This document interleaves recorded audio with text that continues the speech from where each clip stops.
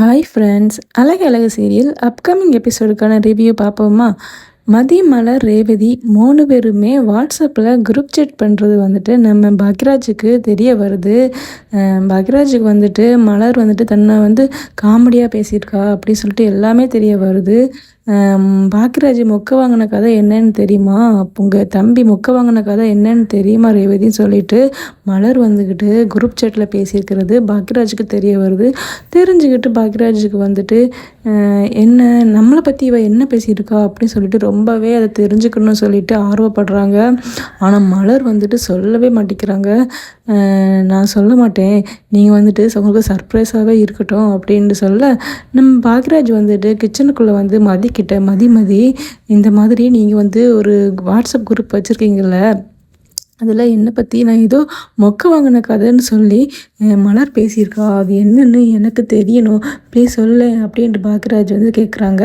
அதுக்கு மதி இல்லைங்க, அதெல்லாம் ஒன்றும் இல்லை, நாங்கள் கேர்ள்ஸுக்குள்ளே சும்மா தான் கிண்டல் பண்ணி பேசிட்டு இருப்போம், அவ்வளோதான், வேறு எதுவும் இல்லைன்ட்டு நம்ம மதி சொல்கிறாங்க.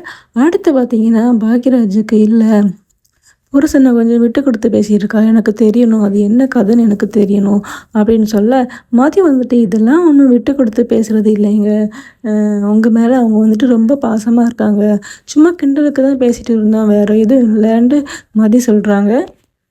அப்புறம் பார்த்தீங்கன்னா அந்த நேரம் பார்த்தா கரெக்டாக நம்ம மலர் காய்கறிலாம் வாங்கிட்டு வராங்க. என்ன பாக்யராஜ், அந்த கதை தெரியணுமா அப்படின்னு கேட்க, ஆமாம் மலர், எனக்கு தெரியணும், அதை தெரிஞ்சுக்காம என்னால் இருக்கவே முடியல, தலையே வெடிச்சுக்கலாம் போல் இருக்குது, ப்ளீஸ் என்னன்னு சொல்லு மலர் அப்படின்ட்டு பாக்யராஜ் கேட்குறாங்க. அதுக்கு மலர் அதெல்லாம் சொல்ல முடியாது, உங்களுக்கு தெரியாமலே இருக்கட்டும், போங்க போய் வேலையை பாருங்கள், ஹாலில் போய் உட்காருங்க, காஃபி கொண்டு வரேன்னு சொல்கிறாங்க. அதுக்கு பாக்யராஜ் அப்பாவி போல் முகத்தை வச்சுட்டு ஹால் நம்பி உட்காடுறாங்க.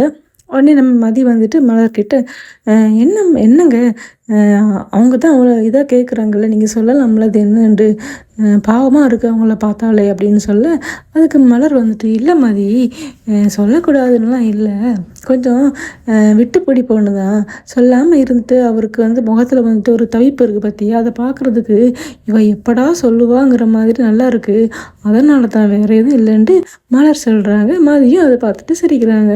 அப்புறம் பார்த்தீங்கன்னா பாக்யராஜ் ஹாலில் பேப்பர் படிச்சுக்கிட்டே அதையே யோசிச்சுட்டு இருக்காங்க. என்ன தான் சொல்லியிருப்பாள் இவ்வளோ, என்ன கதையாக இருக்கும், சரி நம்மக்கிட்ட மறைக்கலை, நம்மளை பற்றி ஏதாவது கிண்டல் பண்ணி ஏதோ நம்ம எதுவும் தப்பு பண்ணியிருப்போமா அப்படின்ட்டு பேப்பர் படிச்சுக்கிட்டே அதை பற்றி யோசிச்சுட்டு இருக்க, நம்ம சுரேஷ் உள்ளே என்டர் ஆகுறாங்க. சுரேஷ் அண்ணி எனக்கு ஒரு காஃபி அப்படின்னு சொல்கிறாங்க. உடனே மலரும் சரிடா நான் போட்டு தரேன் அப்படின்னு சொல்லிட்டு மலரும் மதியம் கிச்சனுக்குள்ளே வேலை செஞ்சுட்டு இருக்காங்க. நம்ம சுரேஷ் பாக்யராஜ்கிட்ட பேப்பர் படிச்சுக்கிட்ட பார்த்துட்டு ஒரு பேப்பரை வாங்கி நானும் படிக்கிற சொல்லி உட்காந்து ஹாலில் உட்காந்து படிச்சுட்டு இருக்காங்க. அப்போ நம்ம மலர் உள்ளே வராங்க. பாக்யராஜ்கிட்ட காஃபி கொடுக்குறாங்க. உடனே பாக்யராஜும், என்ன மலர் காஃபி மட்டும்தானா, அது என்ன கதைன்னு கொஞ்சம் சொல்ல அப்படின்ட்டு பாக்யராஜ் கேட்க, அதுக்கு நம்ம மலர் போங்க எப்போ மாதிரி அதே பற்றி கேட்பீங்களா, அதெல்லாம் சொல்ல முடியாது போங்க அப்படின்ட்டு ஒரு மாதிரி ரொமான்டிக்காக சொல்லிட்டு போகிறாங்க. இதை நம்ம சுரேஷ் பார்த்துட்டு, என்ன நடக்குதுங்க, காலையிலேயே ரொமான்ஸா அப்படின்னு சொல்லிட்டு சுரேஷ் கேட்குறாங்க. அதுக்கு பாக்யராஜ் போடா நீ வேறு, நானே இங்கே எதையோ நினச்சி யோசிச்சுட்டு பறி கொடுத்த மாதிரி இருந்துட்டு இருக்கேன், நீ வேற கிண்டல் பண்ணிக்கிட்டு இருக்கப்போ அப்படின்னு பாக்யராஜ் சொல்ல, அப்புறம் பார்த்தீங்கன்னா நம்ம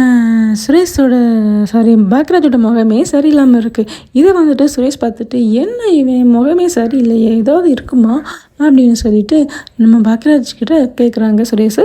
பாக்யராஜும், இல்லை சுரேஷ், நம்ம அக்கா மதி மலர் 3 பேருமே வாட்ஸ்அப்பில் குரூப் சேட் வச்சுருக்காங்க பார்த்துக்க, இங்கே என்னெல்லாம் நடக்குதோ அதெல்லாம் பேசுகிறாங்க, அதில் என்னை பற்றியும் ஒரு வார்த்தை உன் அண்ணி பேசியிருக்கா, இதை மொக்க மகன கதைன்னு சொல்லி பேசியிருக்கா, அது என்னன்னு எனக்கு தெரியல பார்த்துக்க, அதை நான் நேற்று நைட்டில் இருந்து உன் அண்ணிக்கிட்ட கேட்டுக்கிட்டே இருக்கேன், ஆனால் சொல்லவே மாட்டேங்கிறா, அதனால தான் யோசிச்சிட்டே இருக்கேன், அது என்னன்னு தெரிஞ்சுக்காம என்னால் தலையே வெடிச்சிடும் போல் இருக்குன்ட்டு பாக்யராஜ் சொல்ல, நம்ம சுரேஷ் அப்படியா வாட்ஸ்அப்பில் குரூப் சேட்டா, இது தெரியாமல் போச்சேன், சும்மாவே 2 பேரும் கிச்சனுக்குள்ளே அப்படி இப்படி பேசிகிட்டு இருப்பாங்க, இது நம்ம அம்மாவுக்கு பொறுக்காது அப்பாவுக்கும் பொறுக்காது, இப்போ வாட்ஸ்அப்பில் வேறையா, இது மட்டும் அம்மாவுக்கும் அப்பாவுக்கும் தெரிஞ்சது அவ்வளோந்தான் அப்படின்ட்டு சுரேஷ் சொல்கிறாங்க.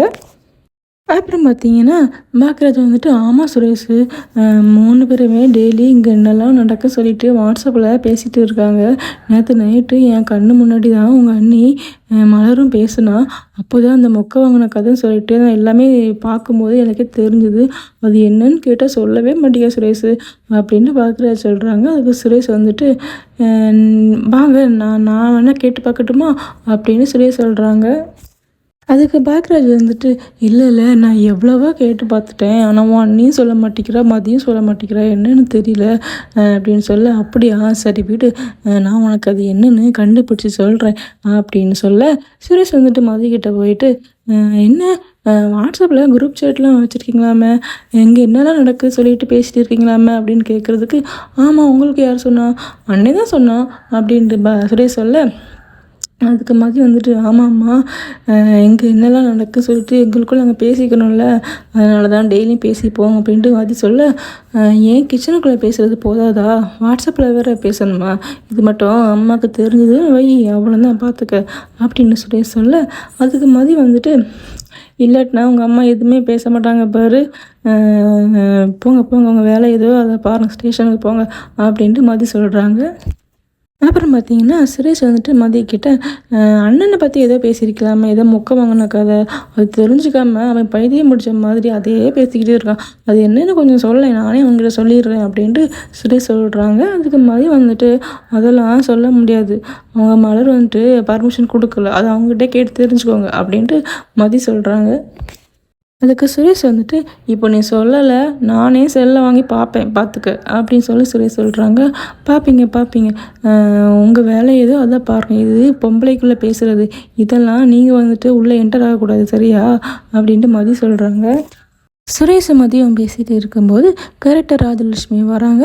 பார்த்துட்டு, "என்ன இவங்க 2 பேரும் பழைய மாதிரியே பேசிட்டு இருந்த மாதிரி இருக்குது, அதுக்குள்ளே அடுத்த சண்டை போட்டாச்சா" அப்படின்ட்டு சொல்லிட்டு சுரேஷ் ராஜலட்சுமி பார்த்துட்டு இருக்காங்க.